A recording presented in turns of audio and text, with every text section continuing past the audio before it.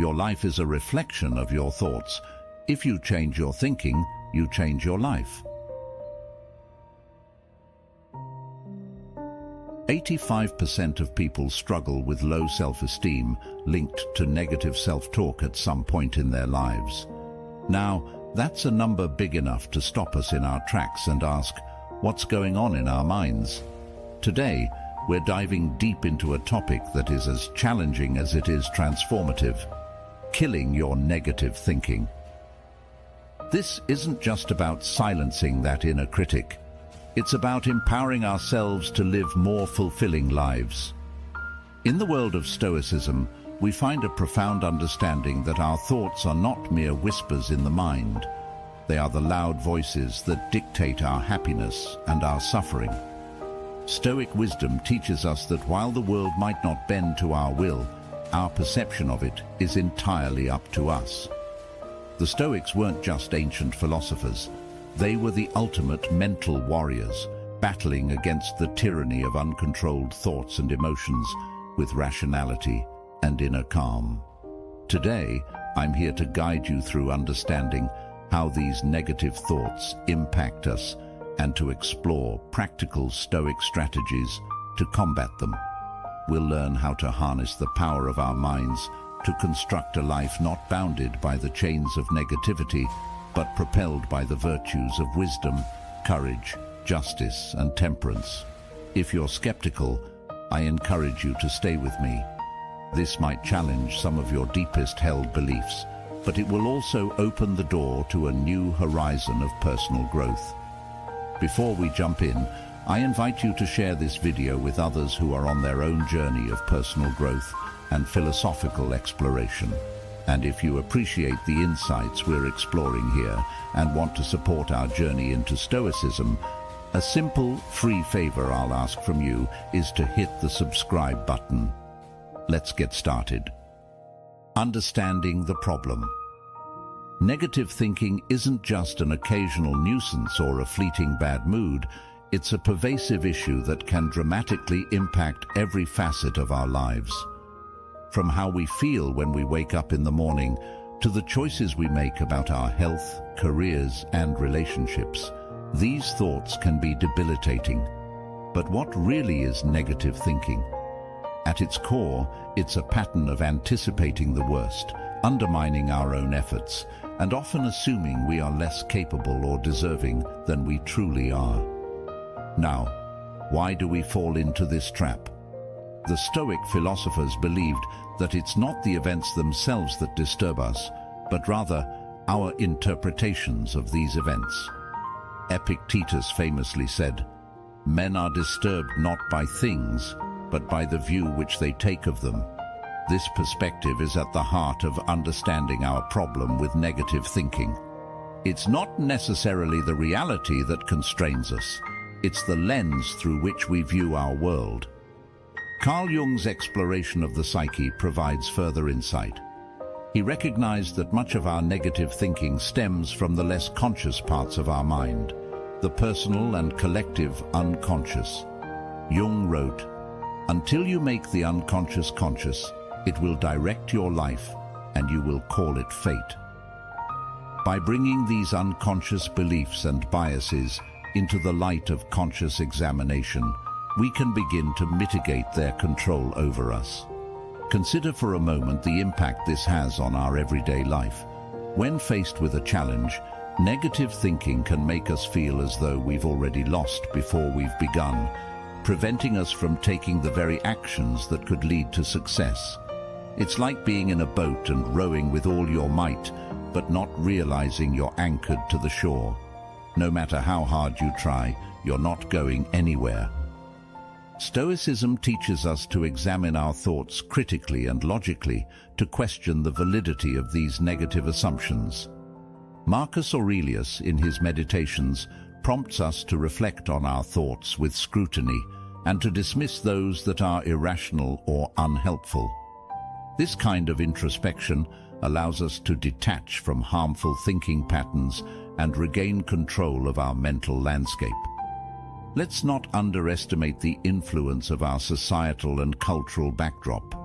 in a world saturated with messages of not being enough, whether it's not successful enough, rich enough, or smart enough, it's easy to see why negative thoughts can creep in. These messages often find fertile ground in the mind, sprouting weeds of doubt and insecurity that can choke our potential. But Stoicism arms us with the tools to clear out these weeds and cultivate a garden of more supportive, empowering thoughts. This issue of negative thinking is what we're tackling today. It's not just about dismissing or avoiding negative thoughts, but understanding them deeply, questioning them thoroughly, and then replacing them with reasoned, constructive thinking. This Stoic approach isn't just about coping, it's about thriving. By mastering our thoughts, we master our perceptions and ultimately our lives. So, as we continue, let's keep in mind that each thought we choose to entertain and each one we decide to challenge is a step towards the kind of life we truly want to live. Origins of negative thinking. Understanding the origins of negative thinking is essential if we are to address it effectively. This isn't just about identifying bad habits, it's about uncovering the deep-seated roots that shape our perceptions and influence our mental landscape. Negative thoughts often sprout from a variety of sources: our upbringing, societal pressures, past failures, and sometimes the seemingly inconsequential comments from those around us. Each of these can plant seeds of doubt, fear, and limitation, which can mature into a persistent state of negativity. From a very young age, many of us are introduced to environments that might not foster positive self-esteem. Consider a child who is repeatedly told they are not smart enough, or an educational system that seems to reward only perfection. These experiences can significantly color our worldview. Aristotle once remarked that we are what we repeatedly do. Excellence, then, is not an act, but a habit. If we apply this thinking to the mind, we see that repeated negative thoughts can become a habit of seeing ourselves and our capabilities in a diminished light. Our own experiences of failure and rejection can serve to reinforce these negative scripts. Every time we face a setback or encounter criticism, it can affirm a negative internal dialogue that whispers, "I knew I couldn't do it." This can turn into a self-fulfilling prophecy, not because we lack capability, but because we begin to act in ways that align with our negative beliefs. Plato's idea that reality is created by the mind, we can change our reality by changing our mind, is profoundly relevant here. By examining and challenging our interpretations of these events, we can start to dismantle the foundation of our negative thoughts. Fear also plays a critical role in fostering negative thinking. It's a natural protective mechanism that often spirals into excessive worry or anxiety, overshadowing our rational judgment. Fear of failure, fear of the unknown, and fear of rejection can all lead to catastrophic thinking, where the mind jumps to the worst possible outcomes. Stoicism offers a tool against this: the premeditation of evils, which involves visualizing the worst-case scenario in detail to lessen its emotional impact when or if it actually occurs. Carl Jung suggested that, until you make the unconscious conscious, it will direct your life and you will call it fate. Many of our negative thoughts are rooted in unconscious beliefs formed in our early years, influenced by our guardians, teachers, and the media. These unconscious beliefs often go unchallenged because they are not fully known to our conscious mind.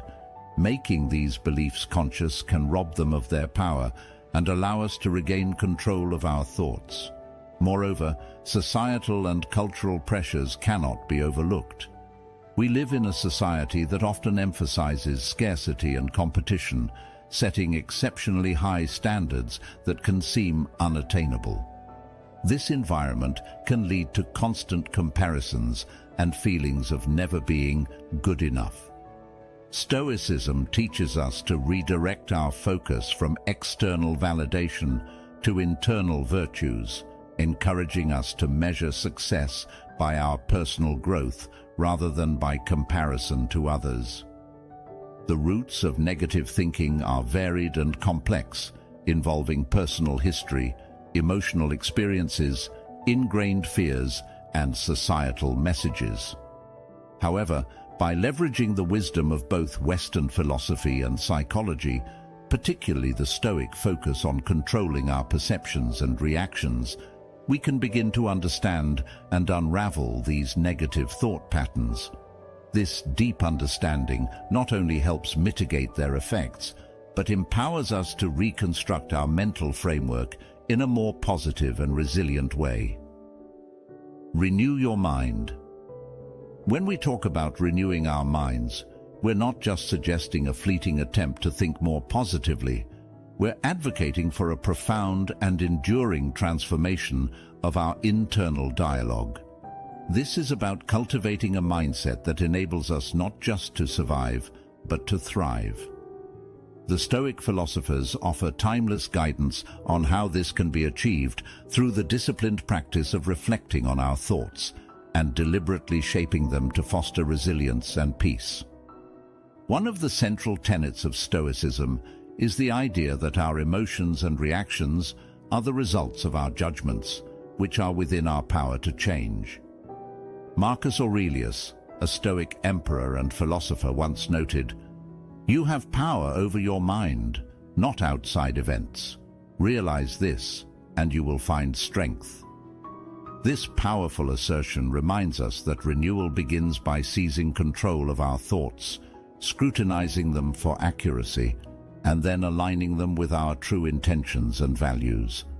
Aristotle also provides a valuable perspective here. He said, "Knowing yourself is the beginning of all wisdom." This introspective journey involves diving deep into our thought patterns and identifying those that serve us well versus those that sabotage our efforts. By becoming more aware of our thoughts, we can begin to challenge the negative ones that have perhaps become ingrained over time. This process of challenging and changing our thoughts isn't about denying our emotions, but about understanding them better and thus managing them more effectively. Moreover, Carl Jung's insights into the human psyche complement this Stoic wisdom beautifully. Jung argued that what you resist not only persists, but will grow in size. Instead of resisting negative thoughts, Stoicism teaches us to acknowledge them, analyze their origin, and assess their truthfulness.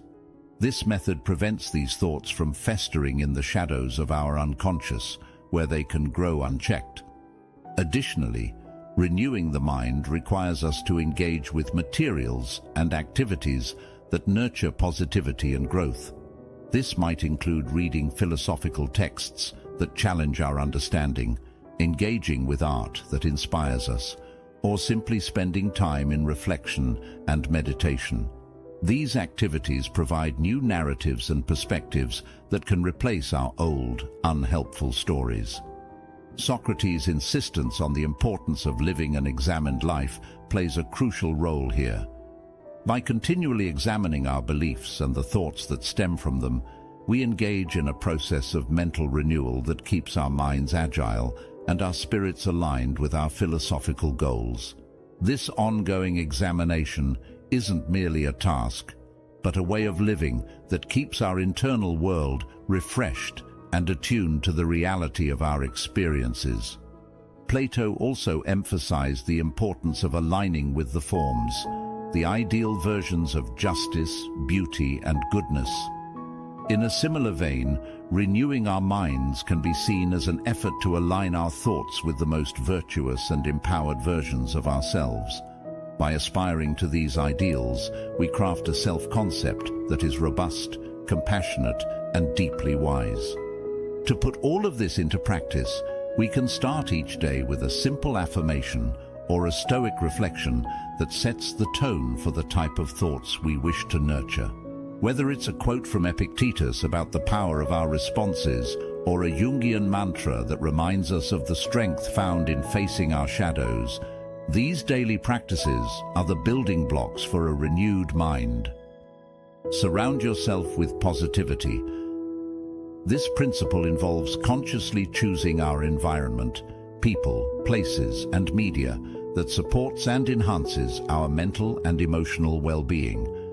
As Seneca famously advised, associate with people who are likely to improve you. This guidance encourages us to be selective about our company and to cultivate relationships that inspire and challenge us to grow. Aristotle also touched on the importance of the company we keep when he discussed friendship. He categorized friendships into 3 types: those of utility, pleasure, and the good. The highest and most valuable form of friendship, the friendship of the good, is based on mutual respect and admiration of each other's virtues. These are the relationships that encourage us to become better versions of ourselves. They are inherently positive because they are rooted in a mutual striving for virtue and excellence. Moreover, Plato's allegory of the cave teaches us about the impact of our environment on our perception of reality. Those who lived in the cave believed shadows cast on the walls were reality because that was all they had been exposed to. When one of them escapes and sees the world outside, he realizes the limitations of his understanding and becomes capable of achieving a higher state of knowledge. This metaphor beautifully illustrates how expanding our surroundings to include positive and enlightening influences can profoundly change our perspective and understanding. Carl Jung's ideas about the collective unconscious and the archetypes also provide insight into the importance of surrounding ourselves with positivity. According to Jung, our psyche is influenced by shared memories and ideas that form the collective unconscious. These shared cultural elements shape how we perceive the world and ourselves. By choosing environments that are supportive and positive, we can influence the archetypes that dominate our personal narratives, shifting from those that emphasize fear and inadequacy to those that embody strength and self-actualization. In practical terms, surrounding ourselves with positivity means more than just being around cheerful people. It involves engaging with content and activities that reinforce our philosophical and life goals. It means participating in communities, both online and offline, where discussions are rooted in encouragement and constructive feedback rather than criticism and negativity. It requires us to be vigilant about the media we consume, opting for books, films and programs that inspire and educate rather than those that perpetuate fear or despair. It also means creating an environment at home and work that reflects the values and virtues we admire. This can be as simple as keeping a clean and organized living space, which according to Stoic practice mirrors a clean and organized mind. Or it could involve decorating our spaces with art and symbols that remind us of our philosophical commitments, like courage, justice, moderation, and wisdom. Seneca's words echo through time when he writes, "Hang on to your youthful enthusiasms. You'll be able to use them better when you're older." By surrounding ourselves with positivity, we are essentially hanging on to or cultivating enthusiasms that align with our better natures. This not only enhances our own lives, but also sets a standard and a beacon for others who are part of our circles, thereby creating a ripple effect of positivity. Take Stoic action. In our journey to overcome negative thinking, the Stoics remind us that understanding and intention alone are not enough. Action is essential. As Epictetus so succinctly put it, first say to yourself what you would be, and then do what you have to do. This straightforward directive underscores a profound Stoic truth. Our ideals must be manifested through our deeds, not just our thoughts. Taking action, in the Stoic sense, means engaging in behaviors and practices that reinforce our philosophical ideals. It involves making deliberate choices every day that align with our values of wisdom, justice, courage, and moderation. By embodying these virtues in our actions, we challenge the negative thoughts that claim we are incapable or unworthy, thereby rewriting our narrative to one of empowerment and self-efficacy.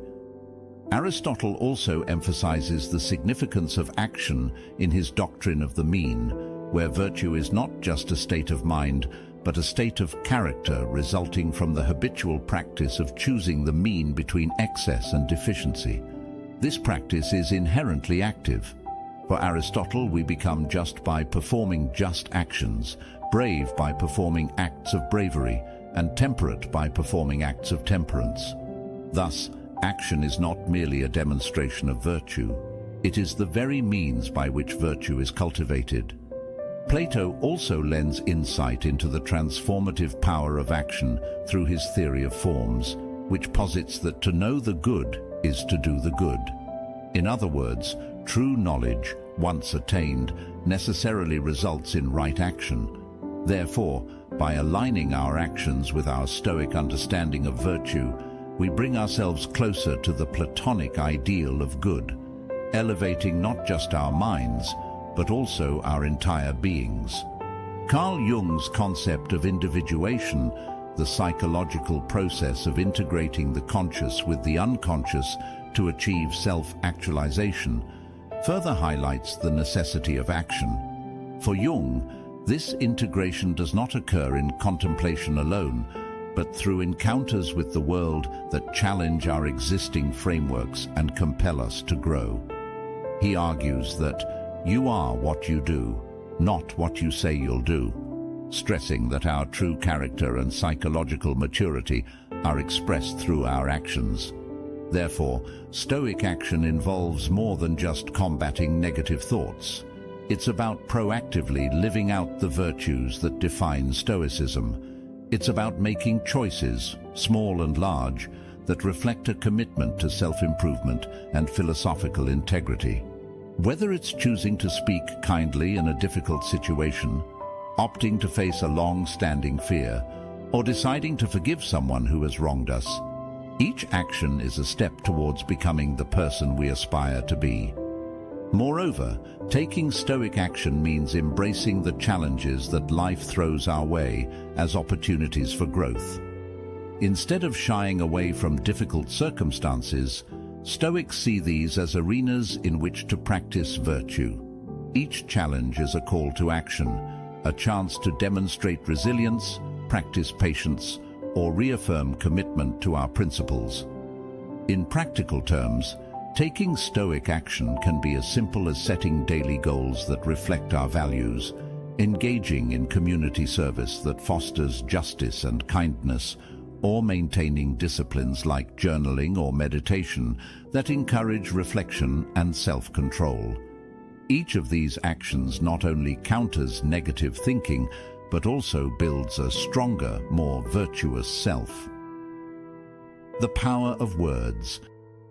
Stoic philosophy emphasizes that it's not only our actions that reflect our virtues, but also our speech. The power of words in shaping our reality cannot be overstated. Epictetus advised, "First learn the meaning of what you say, and then speak." This idea points to the inherent power of words to influence, not just express, our thoughts and emotions. The Stoics understood that words could build up or tear down the inner citadel of our minds. Marcus Aurelius, in his personal writings, often reflected on how to communicate effectively and truthfully, emphasizing that our words should be seasoned with the virtues we cultivate, such as honesty, restraint, and kindness. By aligning our speech with these virtues, we reinforce our Stoic practice and extend its influence outward, impacting those around us positively. Aristotle also contributes to this conversation with his concept of ethos, pathos, and logos, highlighting the persuasive power of speech. He argued that credibility, ethos, emotional connection, pathos, and logical argument, logos, are crucial components of effective communication. For Aristotle, the way we speak and the words we choose not only convey information, but also persuade and mold the world around us. When we speak, we're not just transmitting data, we're influencing opinions, emotions, and behaviors. Plato's dialogues also show a deep appreciation for the precision and impact of words. His Socratic dialogues, for instance, illustrate how Socrates used questions and dialogue to challenge assumptions and reveal deeper truths. Plato shows us that through careful and considered dialogue, we can guide others toward greater understanding and self-awareness. From a psychological perspective, Carl Jung's theories about the psyche resonate with the Stoic emphasis on mindful speech. Jung wrote extensively about the power of the unconscious and how language can both reflect and shape the unconscious impulses that drive our behavior. He believed that by bringing these impulses into conscious awareness through dialogue and reflection, we can better integrate our psychological components, leading to greater wholeness and health. Moreover, the power of words extends beyond interpersonal interactions. In our internal dialogues, the words we use to talk to ourselves can significantly influence our self-perception and emotional state. Negative self-talk, a common human experience, can be particularly destructive, leading to decreased motivation and increased feelings of helplessness. Conversely, positive self-talk, grounded in Stoic virtues, can empower and uplift. Engaging in positive affirmations, a practice often recommended in modern cognitive behavioral therapies, aligns well with Stoic exercises. These affirmations are not about deluding oneself with unrealistic statements, but about reinforcing the strength and resilience that come from a Stoic understanding of control and virtue. By affirming our ability to manage our responses and our commitment to living according to our values, we strengthen our Stoic resolve. Therefore, the power of words in Stoicism is not merely theoretical, but deeply practical. It encompasses our dialogues with others, our internal monologues, and even the way we engage with the broader culture. Each word we choose carries weight, building or breaking down, enlightening or obscuring, healing or hurting.